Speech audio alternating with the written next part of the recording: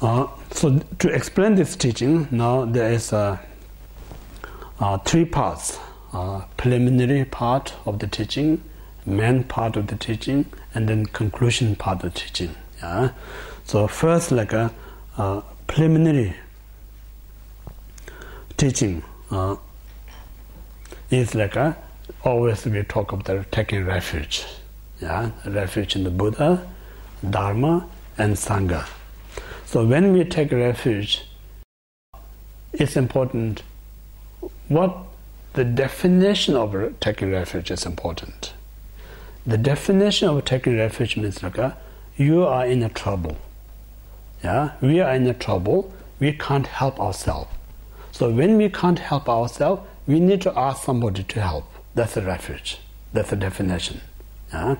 So that means like what we're saying like whether our ego likes it or doesn't like it, we have fell. Yeah?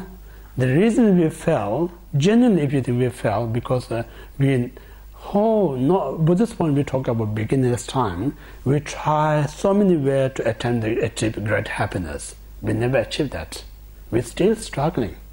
We're still facing so many challenges, so many problems. We never resolve any problems. If you look at that point of view, we have failed. But ego doesn't like at all. Yeah? Even our ego doesn't like, we can't help, The ego is kind of cause also trouble. So now we need to ask someone to help. Yeah? So someone to help means like Buddhists not accept like someone is going to come to you, give you all that you want. That person going to give you. No, we don't accept that. Somebody is going to come and take away all your problem from you. We don't accept that. So what we're talking about help is like my way of thinking. It doesn't work. It's a fail. So now, can you give me your idea how to achieve happiness? So now I help you. Ask what help is like. Give me wisdom. That's what we're talking about wisdom. So who can give us wisdom? It's not anyone. Then you need to be a particular person. So that particular person is we call the Buddha. So Buddha, with the definition of Buddha means like a person who completely exhausts all the mistakes. There's nothing mistake at all. And who has all the knowledge, every knowledge. So a person who has completely exhausted all the faulties and have all the great knowledge, that person we call the perfect. And the particular great quality of the Buddha is like each and every word he's spoken is a perfect, unmistakes. Like for instance, as I'm a Buddhist follower, I'm easy to say every word of the Buddha is perfect. But this is not good enough if I'm not Buddhist. No? So how we can prove the non-Buddhist say every word is perfect? We say like because every word the Buddha spoken is with a logical way. Every spoken Buddha taught about the word is like a very reason, based on the reasons. So this reason is like everyone can have access to explore, whether you're Buddhist or non-Buddhist.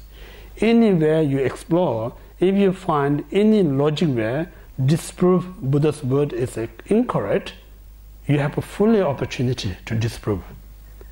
So without the disproof, just simply I'm not Buddhist, I don't like the word of Buddha, that's your own opinion. It's not logical way to disprove. So this reason, if you use all the logical way to investigate the word of the Buddha, none of us we're going to find any mistake. So that's what we call the perfect word. So this perfect word I mentioned earlier, like the teacher is like a doctor. So when a doctor speaking to his or her client or patient, you need to take huge responsibility. It's not just talk what you want to talk, because this patient come to seeking your help. So if you provide the wrong information, you're harming than helping to that person. So in this way, like a Buddha, each word we take as a very respect, value. So if that contains a mistake, it can harm so many people. So that's the reason we call that every word spoken is unmistake. So this unmistake person is worthwhile to be our guidance. because that's where we can get the really destination that we always want to get. So that's the reason we call that reflection. Buddha means we try to not just we follow him to make a favor to him, not to make him happy, just simply I want to achieve the great happiness. So that's the reason Buddha is like a teacher. So when we learn from the Buddha, sooner or later we're going to get same knowledge as Buddha obtained. That's what we call the interdependent nature. Like a Buddha himself not have this knowledge right at the beginning. I mentioned earlier, he was an ordinary person. He also learned from his own master. Then through that way he made perfect. So we learn from him, we become like a perfect. So same like our modern education systems. We start from the kindergarten. We go through right kind of structure of the study. Eventually we become like a professor. So we same system, like same education system.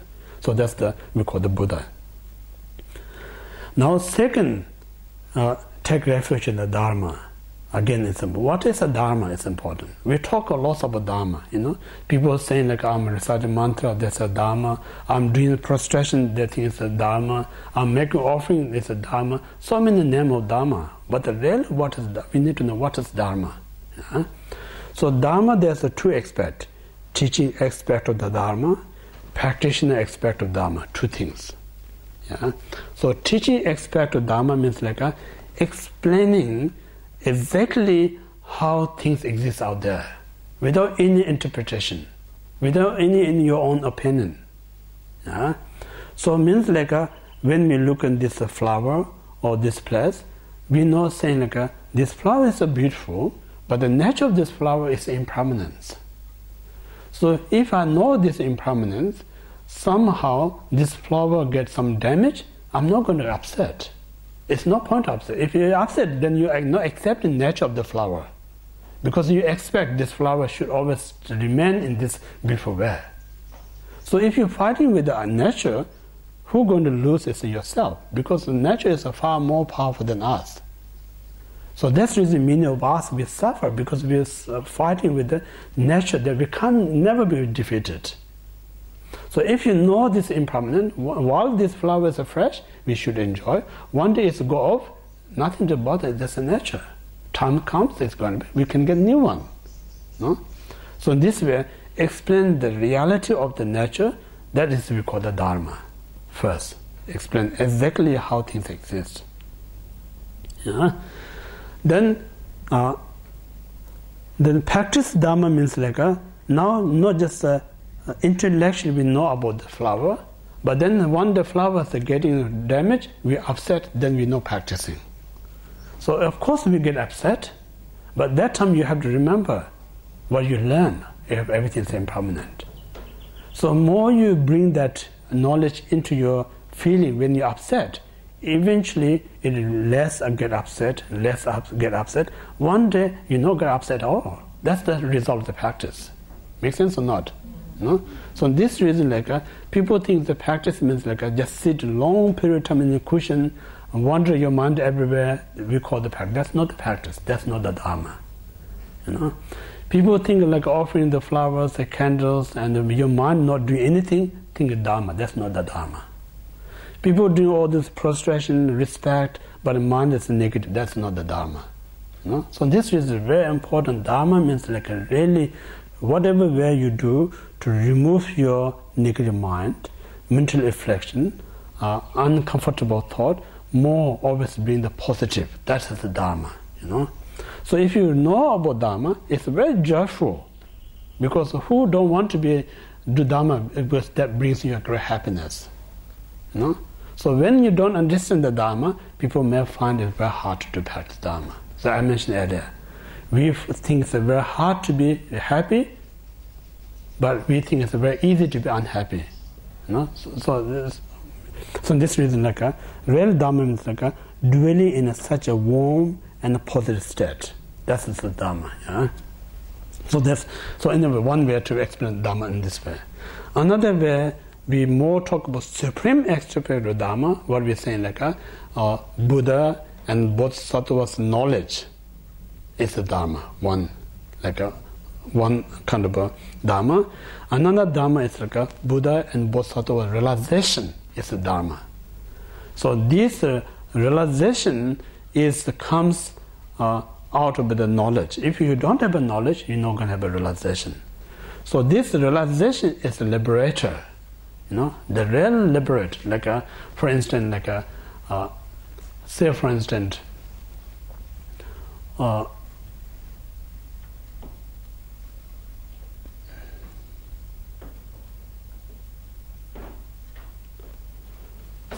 if you got a nice object and then you never realize its impermanence, somehow either stolen or broken, you get tremendous unhappy because you love so much that object.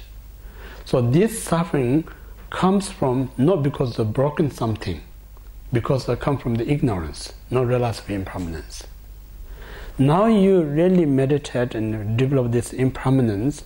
One day you have a really good realization of impermanence. When same object broken, you less get upset. You accept. So object is the same because your knowledge is different now. So this reason, the real kind of a free us problem. That's the reason we talk. It's not the material. Is not the kind of solution to prevent us the difficulties. Possession is not the solution to prevent us the difficulties. Fame is not the solution to prevent our difficulties. So only the resolve our problem is when we have a great wisdom. So if you have wisdom, you always in a we call the optimistic. You always look in the positive way, So nothing can bother you because you know the reality of the phenomena. So that's the Dharma. And now third is a Sangha. So Sangha means who kind of always dwelling into through training.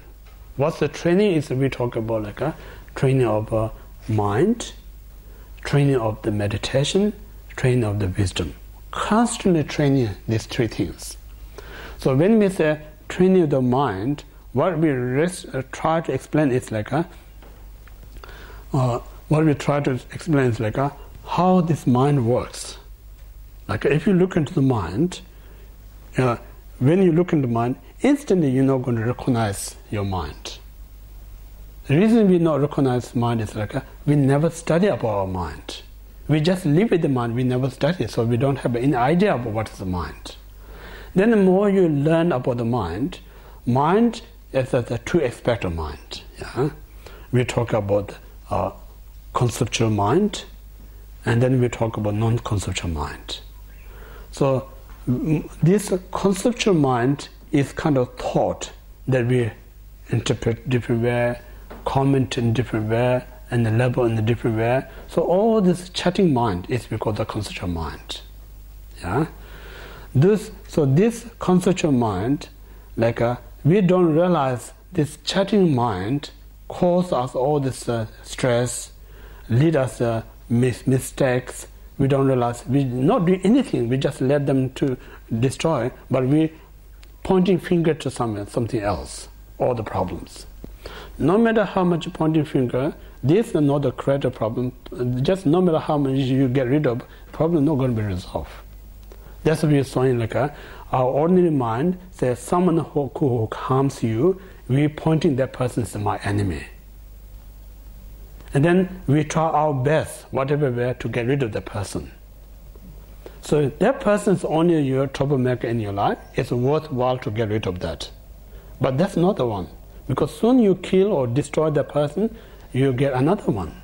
It never ends. So that means we not really recognize the real troublemaker. We always mispointed someone else. So real troublemaker is our inner mind. This mind establishing one enemy after another enemy. As long as you don't destroy this inner negative mind, the enemy is not going to be run out.